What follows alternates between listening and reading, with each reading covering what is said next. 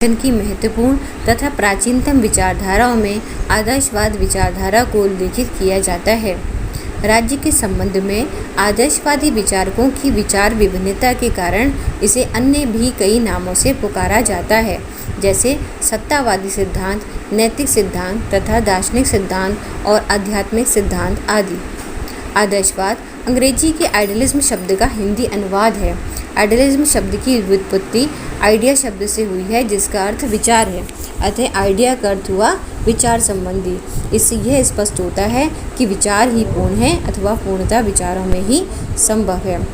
Supporter of the theory, इस सिद्धांत के समर्थक। इस सिद्धांत के समर्थकों में आपके Plato, Aristotle, German idealistic thinker, Kant, Hegel और Fichte, Treitschke, Bernhardi, British idealistic thinker, Bradley, T H. Green इत्यादि जो हैं इसके सिद्धांत के समर्थक हैं।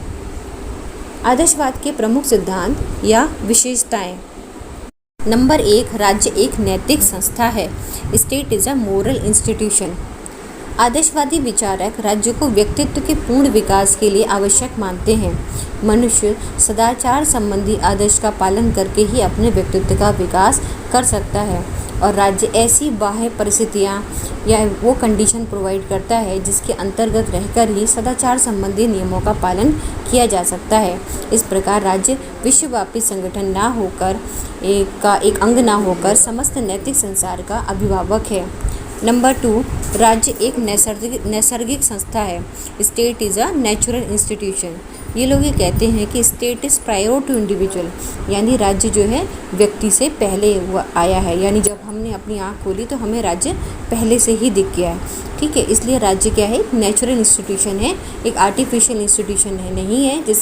जैसे हम लोगों ने सबने मिलके, जैसे हॉब जॉन लॉक रूसो क्या कहते हैं कि स्टेट एक आर्टिफिशियल इंस्टीट्यूशन है, हम लोगों ने मिलके स्टेट बनाया, बल्कि ये लोग कहते हैं कि स्टेट एक नेचुरल इंस्टीट्यूशन है। ठीक है। Number 3, state has got its independent personality and will. राज्य का अपना पृथक व्यक्तित्व व सामान्य इच्छा है। राज्य केवल व्यक्तियों का समूह नहीं है, बल्कि उसकी अपनी स्वतंत्र व्यक्तित्व तथा सामान्य इच्छा होती है।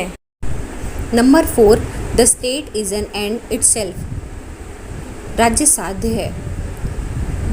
ये लोग राज्य को साध्य मानते हैं, यानी राज्य से पृथक हटके व्यक्ति का कोई व्यक्तित्व नहीं होता है। ठीक है। इसके अतिरिक्त ये लोग यह कहते थे कि व्यक्ति को राज्य के प्रतिरोध का अधिकार नहीं है। जो आइडियलिस्टिक थिंकर हैं वो व्यक्ति को राज्य के प्रतिरोध का अधिकार नहीं देते हैं। There can be no conflict and interest between the interest of the state and the individual, क्योंकि स्टेट जो है लोगों की जनरल विल से बना होता है। और नेक्स्ट ये लोग कहते हैं वॉर इज़ डिज़ायरेबल, यानी युद्ध वांछनीय है ना। युद्ध वांछनीय है क्योंकि वो लोग ये मानते हैं कि युद्ध के समय राज्य जो है अपनी पूर्णता को पहुंच जाता है ना। The state reach is fullness in the time of war. तो ये लोग जो है युद्ध को वांछनीय भी मानते हैं। अब देखते हैं कि आदर्शवादी सिद्धांत की आलोचनाएं किस प्रकार हैं।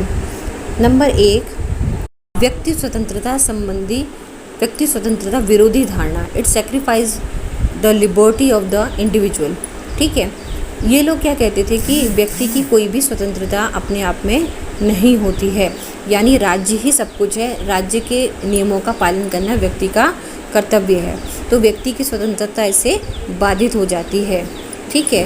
नंबर 2, ये जो है राज्य को बहुत ज़्यादा निरंकुश बना देते हैं। It makes the state omnipotent which is wrong. State को ये पावर दे देते हैं, स्टेट को ओमनीपोटेंट कहते हैं, स्टेट को गॉड कहते हैं। जैसे हीगल ने कहा था, state is a march on God of earth.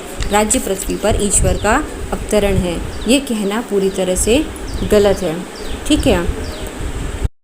अब व्यवहारिक राजनीतिक विचारधारा, unpractical political view.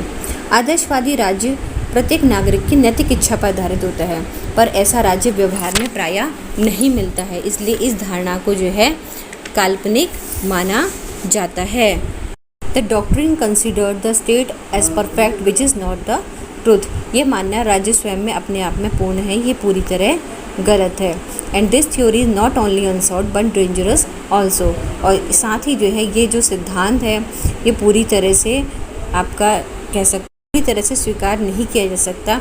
This theory is purely abstract. ये सिद्धांत जो है पूरी तरह से अव्यवहारिक राजनीतिक विचारधाराओं पर निर्भर है, यानी मोरल वैल्यू पर ज़्यादा बेस्ड एक कॉन्सेप्ट है। इस प्रकार यद्यपि आदर्शवादी राज्य को सर्वशक्तिमान मानते हुए उनकी निरंकुश सत्ता को प्रतिपादित करते हैं, इसलिए इस सिद्धांत को स्वीकार करना कठिन से लगता है।